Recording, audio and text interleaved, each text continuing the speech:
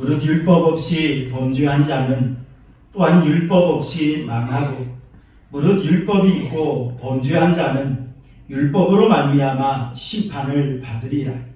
하나님 앞에서는 율법을 듣는 자가 의인이 아니요 오직 율법을 행하는 자라야 의롭다 하심을 얻으리니 율법 없는 이방인이 본성으로 율법의 일을 행할 때에는 이 사람은 율법이 없어도 자기가 자기에게 율법이 되나니 이런 이들은 그 양심이 증거가 되어 그 생각들이 서로 혹은 고발하며 혹은 변명하여 그 마음에 새긴 율법의 행위를 나타내느니라.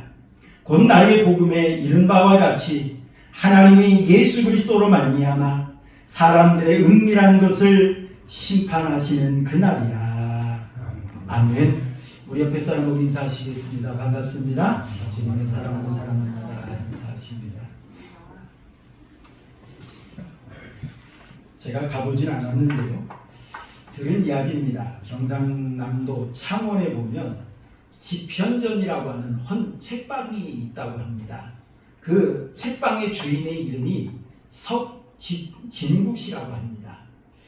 그런데 이 석진국 씨가 책방을 하게 된 데는 그만한 이유가 있었답니다. 원래 이 석진국 씨는 동국대학교 법대를 졸업을 하고 사법고시 27기 합격을 한 사람이라고 합니다. 그래서 이제 변호사를 개업을 했는데요.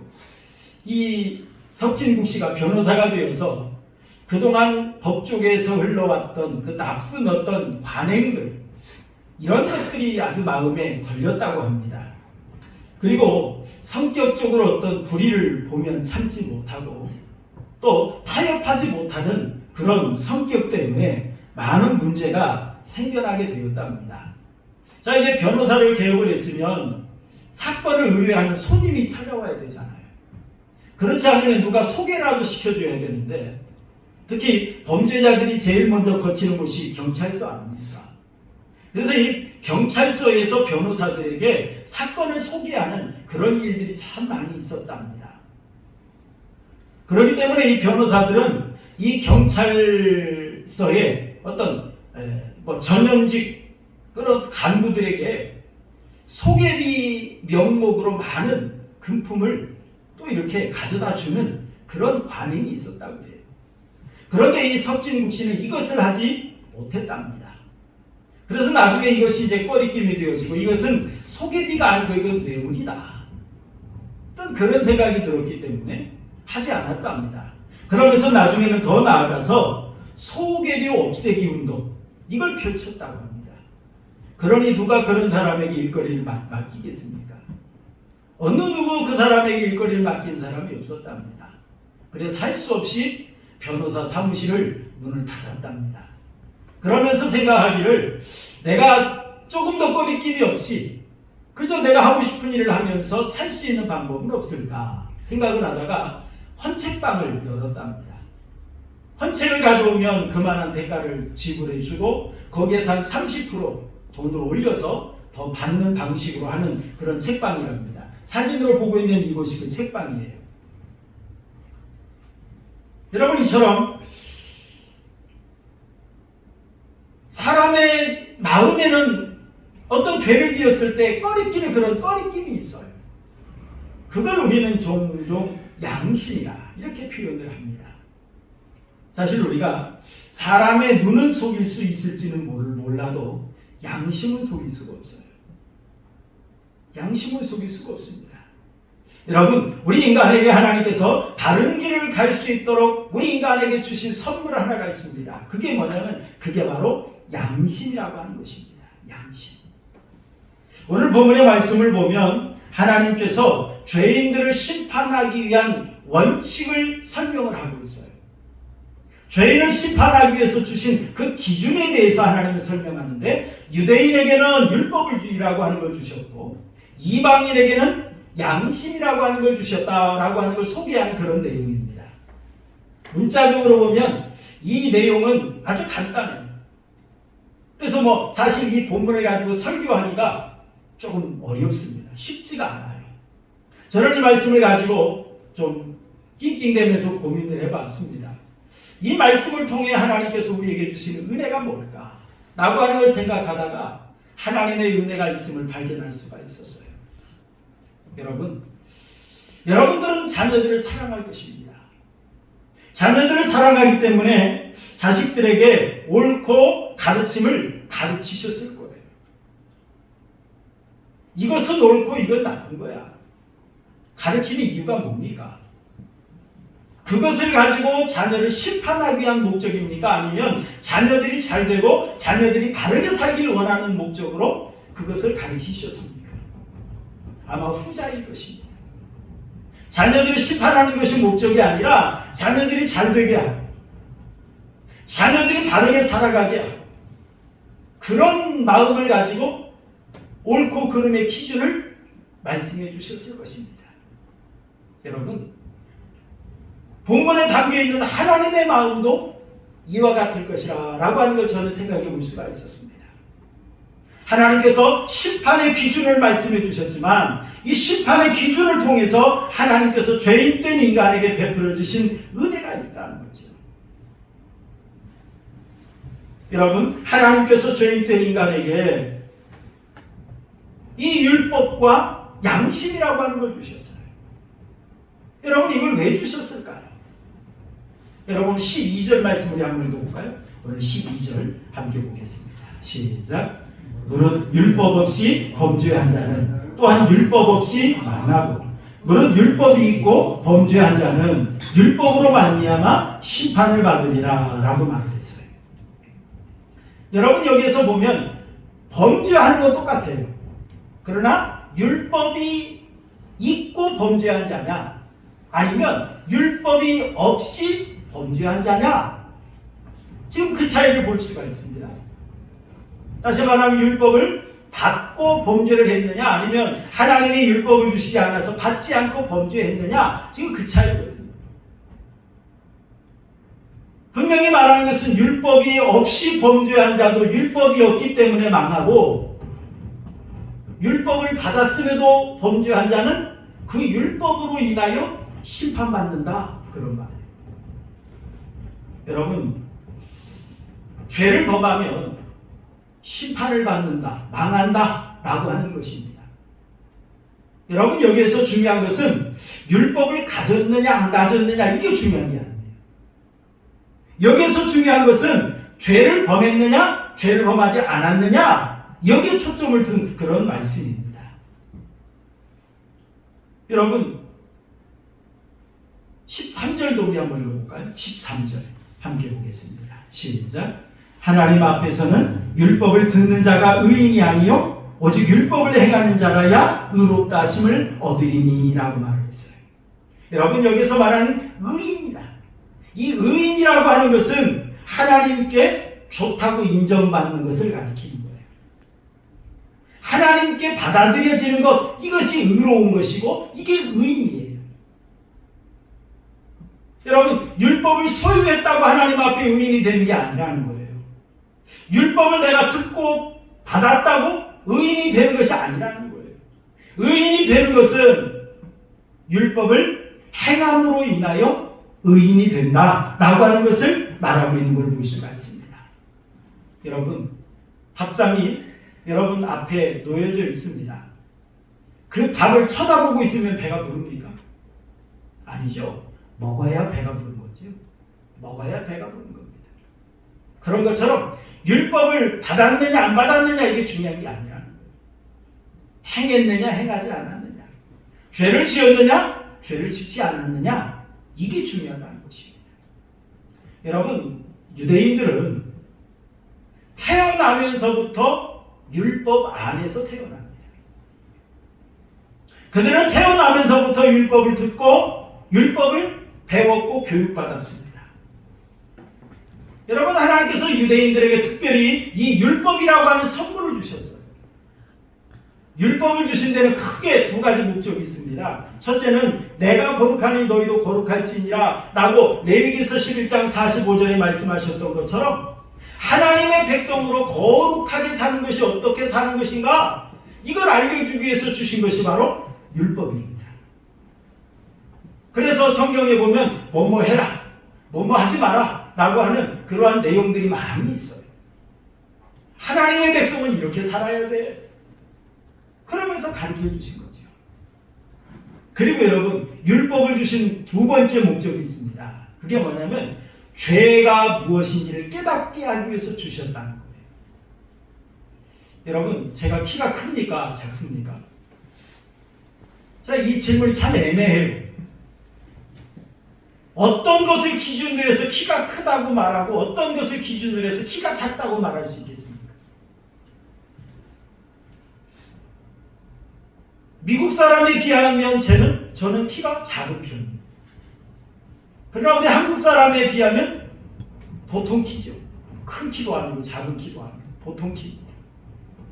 여러분, 그런 것처럼 어떤 것을 크다, 작다, 넘친다, 모자란다 이걸 말하기 위해서는 어떤 기준이 있어야 돼요.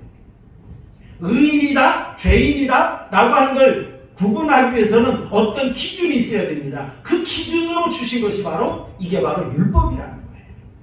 이게 바로 율법이라는 것입니다. 그래서 하나님께서 레위기서 18장 5절 말씀 보니까 너희는 내 규례와 법도를 지키라 라고 말씀을 하셨습니다. 하나님께서 주신 이 규례와 법도, 이 율법을 지켜라 라고 말씀하셨습니다. 자, 하나님이 지키라고 하셨는데 지키지 않는 것이 죄입니다. 하나님이 뭐뭐 하지 마라 라고 말씀하셨는데 하지 말라는 걸 행하는 것이 죄입니다. 이게 죄라는 거예요. 그래서 하나님께서 이 유대인들에게 죄가 무엇인지를 깨닫기 위해서 주신 것이 이게 바로 율법이라는 겁니다. 그렇다면 여러분, 유대인에게는 율법을 주셨습니다. 그렇다면 이방인에게는 뭘 주셨을까요? 우리 14절, 15절 한번 읽어볼까요? 오늘 본문 14절, 15절 함께 보겠습니다. 시작. 율법 없는 이방인이 본성으로 율법의 일을 행할 때에는 이 사람은 율법이 없어도 자기가 자기에게 율법이 되나니 이런 이들은 그 양심이 증거가 되어 그 생각들이 서로 혹은 고발하며 혹은 변명하여 그 마음에 새긴 율법의 행위를 나타내느니라 라고 말했습니다. 유대인들에게는 율법이라는 걸 주셨는데 그렇다면 유대인이 아닌 이방인에게는 하나님께서 주신 것이 이것이 바로 양심이라고 하는 것입니다. 이 양심을 통해서 죄가 무엇인지를 알게 하신 거예요. 이 양심을 통해서 하나님께서 나중에 심판의 근거로 사용하시겠다라고 하나님은 말씀하고 있습니다. 여러분, 우리 주위에서 우리가 많이 경험들을 할 것입니다. 예수님을 믿지 않는데 예수 믿는 사람들보다 더 착하게 살아가는 사람들을 많이 발견해 볼 수 있어요. 예수 믿지 않는데 예수 믿는 사람보다 더 구제를 많이 합니다. 더 선행을 많이 합니다. 예수 믿지 않는데 부모에게 효도합니다. 아주 부모를 극진히 섬깁니다. 이웃을 사랑합니다. 정말 예수 믿지 않는데 그 사람은 법 없이도 살아갈 사람들이 있어요. 우리 그런 사람들을 종종 우리는 만나봅니다. 여러분, 어떻게 이런 일이 가능할까요? 이렇게 가능할 수 있었던 그 이유가 뭐냐면 하나님께서 그들에게 양심이라고 하는 걸 주셨다는 겁니다. 양심. 여러분, 양심이라고 하는 단어는 헬라어로 시네이데시스라고 하는 단어입니다. 그런데 이 말의 뜻은 어떤 뜻이 있느냐면 함께 있다, 함께 본다, 그런 뜻이 담겨있는 단어예요. 다시 말하면 하나님이나 어떤 신적인 존재가 나와 함께 있으면서 보고 있다는 거예요.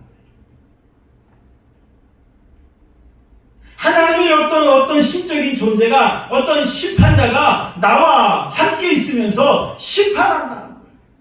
그런 뜻입니다.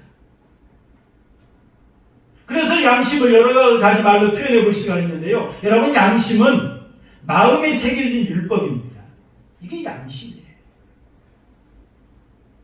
그래서 여러분, 양심은 인간 최초의 법이 양심이다, 이렇게 말하는 사람들이 있어요. 사실 우리가 꿀벌이 태어나면서부터 꿀 따는 법을 배우고 태어나는 거 아니잖아요.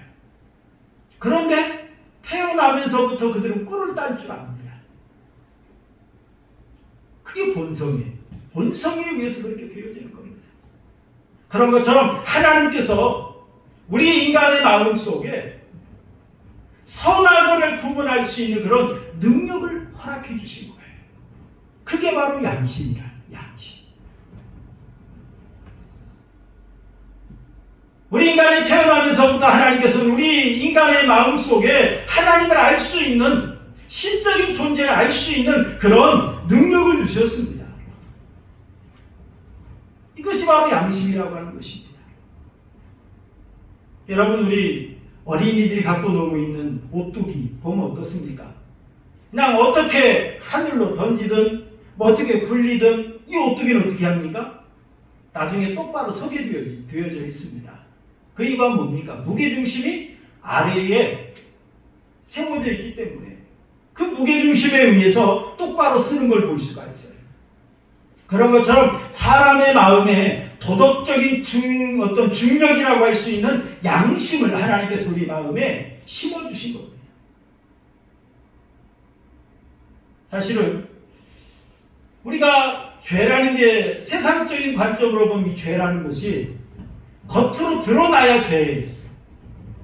제가 사람을 죽이기 전에는 죄인이 아니에요. 남의 걸 훔치기 전에는 죄인이 아니에요. 남에게 어떤 나쁜 짓을 하기 전에는 죄가 아니에요. 그런데 내 양심은 알고 있어요. 내가 저 사람을 죽이지 않았지만 내가 저 사람을 얼마나 미워했는지 내 양심은 알아요. 내 양심은 안다. 세상의 죄는 어떻습니까? 발견이 돼야 돼요. 들통이 나야 이게 죄예요. 그런데 양심은 어때요? 남들은 보지 않았어도 나는 알잖아요. 나는 알잖아요. 이게 양심이에요. 양심이 찔리잖아요. 여러분, 하나님께서 이처럼 우리 마음에 법을 주셨어. 이게 바로 양심이야. 그래서 어찌 보면 양심은 마음의 법정입니다. 세상에서는 나를 죄인이라고 정죄하지 않아요. 왜요? 드러나지 않았거든요. 들키지 않았거든요. 그런데 내 마음에 찔림이 있어요. 너는 나쁜 사람이잖아. 너는 죄를 지었잖아. 라고 내 마음 속에서 스스로 나를 정죄하는 것. 이게 바로 양심이라고 하는 것입니다. 내 마음 속에서 옳고 그름을 분별해 줍니다. 여러분, 바다를 항해하는 선장, 언제나 밝은 대낮에만 항해하는 거 아니잖아요. 어두운 밤에도 항해를 합니다. 때로는 구름이 끼고 폭풍과 몰아쳐도 항해를 해야만 할 때가 있습니다. 그때 이 선장은 뭘 보고 갑니까? 나침반이라고 하는 걸 보고 갑니다. 나침반이라는 걸 보고 가요. 여러분, 그런 것처럼 우리가 인생의 바다를 항해할 때에 선과 악을 구분해 줄 수 있는 거, 그게 뭐냐면 이게 바로 양심이라고 합니다. 양심. 여러분, 마태복음 7장 11절 말씀 보니까 너희가 악할지라도 좋은 것으로 자식에게 줄 알거든 하물며 하늘에 계신 너희 아버지께서 구하는 자에게 좋은 것으로 주시지 않겠느냐라고 말씀했죠. 악한 자도 자식에게는 좋은 걸 줄 알아요. 아무리 약한 자도, 이 말은 무슨 말이냐면 양심이 있다는 거예요. 양심이 있다는 거예요. 그래서 여러분, 이 양심은 죄를 깨닫게 하는 데 목적이 있어요. 하나님께서. 여러분, 공항에 가면 심사대가 있죠. 입국을 하고 출국을 할 때 심사대가 있어요. 제일 먼저 금속 탐지기를 지나가게 합니다. 몸 안에 어떤 금속이 있는지 없는지 탐지기를 지나가면 금속이 있으면 삐 하고 소리가 나죠. 그리고 또 어떻습니까? 어떤 소지품이나 물품, 가방 이것을 다 이제 그것도 다 이제 검색을 하잖아요. 그런데 일일이 다 볼 수가 없으니까 엑스레이 같은 걸로 이제 비춰봅니다. 그러면 가방에 무엇이 들었는지, 위험물질은 없는지 그걸 다 모니터로 볼 수가 있어요. 다 볼 수가 있습니다. 여러분, 그런 것처럼 우리 양심을 통해서 정말 나의 죄를 바라보게 하시는 거예요. 나의 죄를 바라보게 하시는 겁니다. 그런데 여러분, 여기서 우리가 분명히 알아야 될 것은 율법이나 양심으로는 구원을 받을 수가 없다는 사실입니다. 아무리 우리가 양심적으로 행하고 양심대로 살아간다 할지라도 우리는 구원을 이룰 수가 없어요. 왜 그럴까요? 지금부터 아무리 내가 착하게 살고 선하게 살고 양심적으로 산다 할지라도 지금까지 지었던 죄를 해결할 방법이 없기 때문에 그렇습니다. 그리고 인간이 이 세상에 살아가면서 죄를 범하지 않고는 살 수 없는 그런 존재이기 때문에 그렇습니다.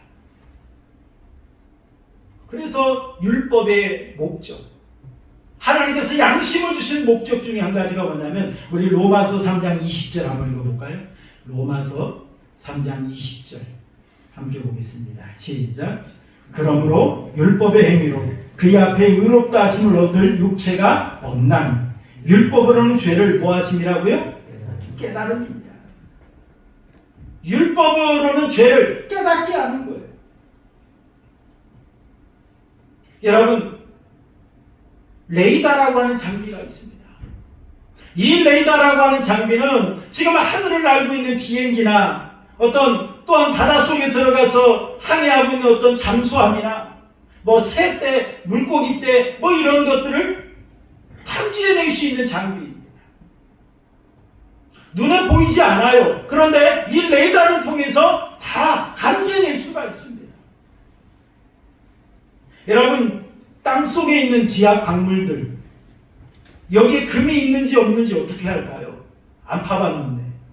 그런데 요즘 장비가 뛰어나가지고요, 그걸 다 비춰볼 수 있는 장비가 있어요. 여러분들이 몸속에 질병이 있는지 없는지 우리 초음파도 해보고 CT도 찍어보고 MRI도 찍어보잖아요.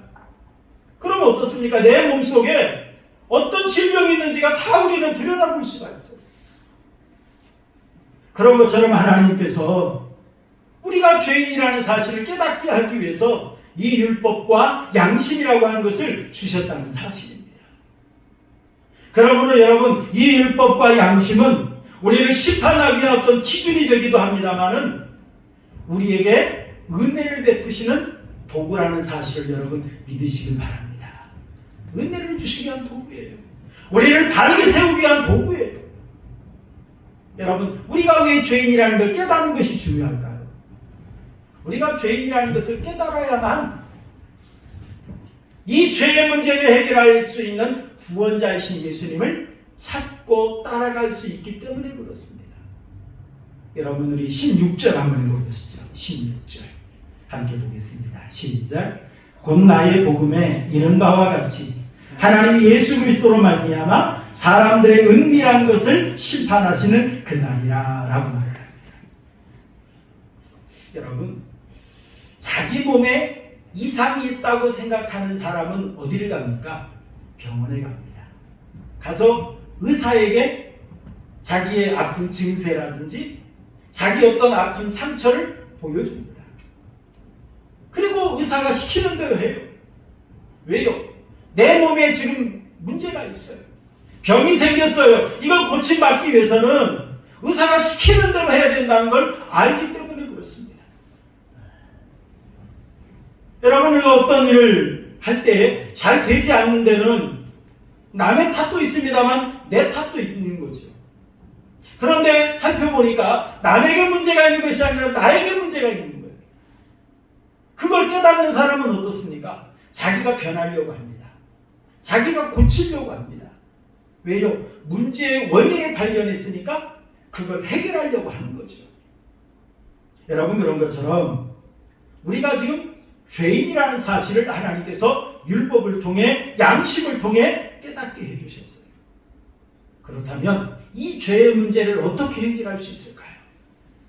이 죄의 문제를 해결할 수 있는 유일한 방법은 우리 예수 그리스도의 십자가 은혜 받겠다는 사실을 믿으시길 바랍니다.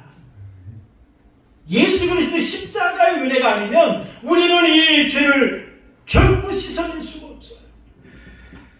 지금 바울은 복음을 전하기 위해서 심판을 먼저 이야기합니다. 죄를 먼저 이야기합니다. 먼저 경고합니다. 지금 바울이 아주 매정한 사람이라서, 이렇게 냉철한 사람이라서 죄를 먼저 이야기하고 심판을 먼저 이야기하는 것이 아니라, 죄와 심판을 먼저 이야기하는 이유는 뭐냐면 복음을 전하기 위해서 그렇다는 거예요.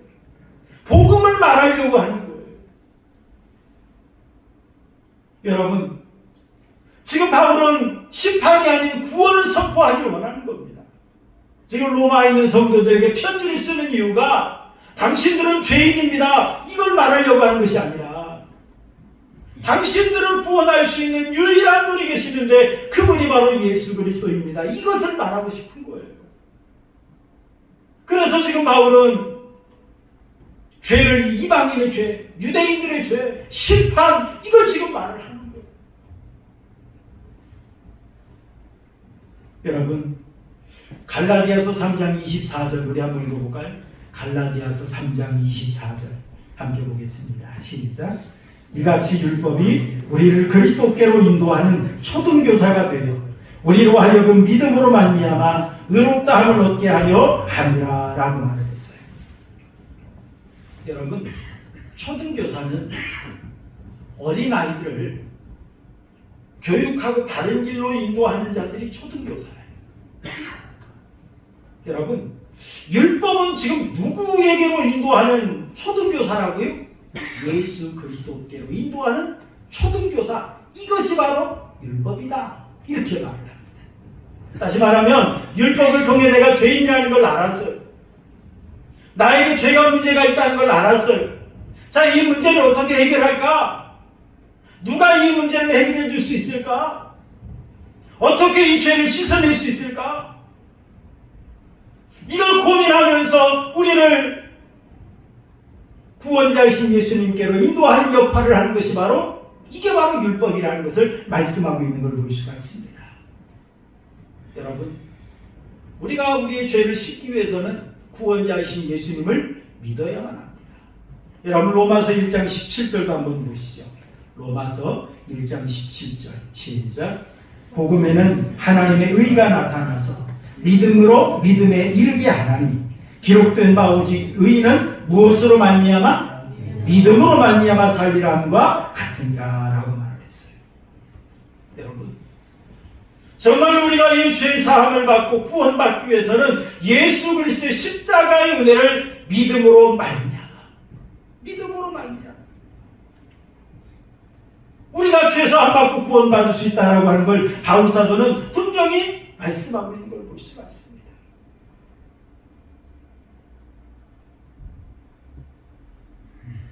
식품점에서 일하는 한 소년이 집에 돌아와서 오늘 자기가 집에서 식품점에서 어떤 일을 했는지를 아빠에게 이제 이야기하듯이 이야기를 했답니다. 어떤 이야기를 했느냐면, 오늘 사장님이 나에게 고급 커피 포장지에다가 싸구려 커피를 담으라고 시켰다.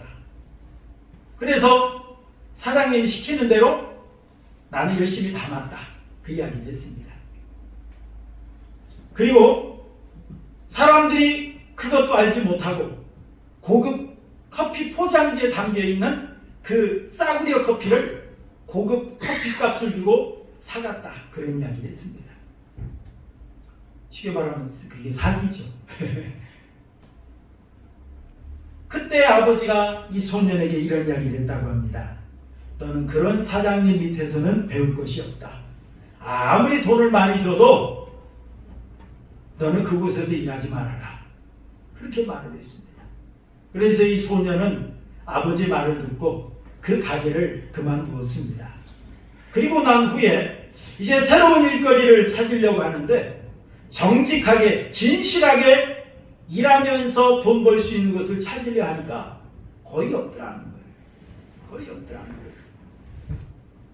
그래서 생각하지 못한 이 소녀는 자기가 가게를 차려야 되겠다, 그 생각을 했답니다. 그래서 가게를 하나 차렸습니다.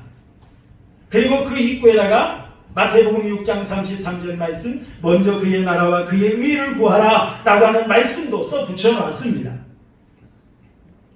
정직하게 장사를 했더니 장사가 잘 되더래요. 그래서 미국 내에만 해도 1000개가 넘는 체인점을 만들 수가 있었다는 겁니다. 이 사람이 바로 백화점 왕 펜이라고 하는 그런 사람이라고 합니다. 여러분, 양심에 따라서 진실하게 행하는 자에게도 하나님은 이렇게 복을 주시더라는 거예요. 그렇다면 여러분, 정말로 우리를 죄에서 구원하시고 진정 우리를 복되게 하실 분이신 하나님을 믿고 따르는 자에게 하나님은 어찌 은혜를 베풀지 아니하시겠습니까? 정말로 나의 죄를 씻어주시고 정말 나를 구원의 길로 인도하실 분은 오직 예수님밖에 없다는 걸 여러분 굳게 믿고 주님만 따라간다면 어찌 예수님께서 그를 책임져 주지 않으시겠느냐는 거죠. 지금 바울사도는 성도들에게, 율법을 받은 유대인들, 율법 받지 못한 이방인들, 지금 이들에게 하나님께서 왜 율법을 주신 줄 아십니까? 문자적으로 보면 심판하기 위한 것이라고 해답이 나와 있어요. 하지만 하나님께서는 심판이 목적이 아닙니다. 구원이 목적입니다. 그래서 하나님께서는 죄를 깨닫게 하시기 위해서 율법을 주셨어요. 양심을 주셨어요. 그리고 하나님께서 정말로 예수님께로 나올 수 있도록 마음에 찔림을 주시고 죄가 뭔가를 깨닫게 하시고 갈망하는 마음으로 주님 앞에 나올 수 있도록 은혜를 주셨다는 사실입니다. 여러분, 우리가 이 은혜를 받았기에 오늘도 하나님 앞에 나와서 예배하게 된 줄 믿으시길 바랍니다. 이 귀한 하나님의 은혜예요. 이 은혜 받았으니 이제 우리가 어떻게 살아야 되겠습니까? 하나님께서 우리에게 주신 말씀이 있어요. 하나님께서 우리에게 주신 양심이 있어요. 우리가 종종 양심의 찔림을 경험하잖아요. 여러분, 세상 사람도 양심에 따라서 살아가는 착한 사람들 많이 있습니다. 그러므로 우리는 정말 이제부터라도 하나님의 귀한 은혜로 주신 이 율법, 말씀, 이 양심, 이걸 기억하면서, 이걸 지키면서 정말 하나님의 백성답게 살아가고 정말 하나님의 귀한 선한 역사를 위해서 바르게 살아가며 섬길 수 있는 우리 성도님들이 삶이 되시기를 주님의 이름으로 축원합니다. 우리 말씀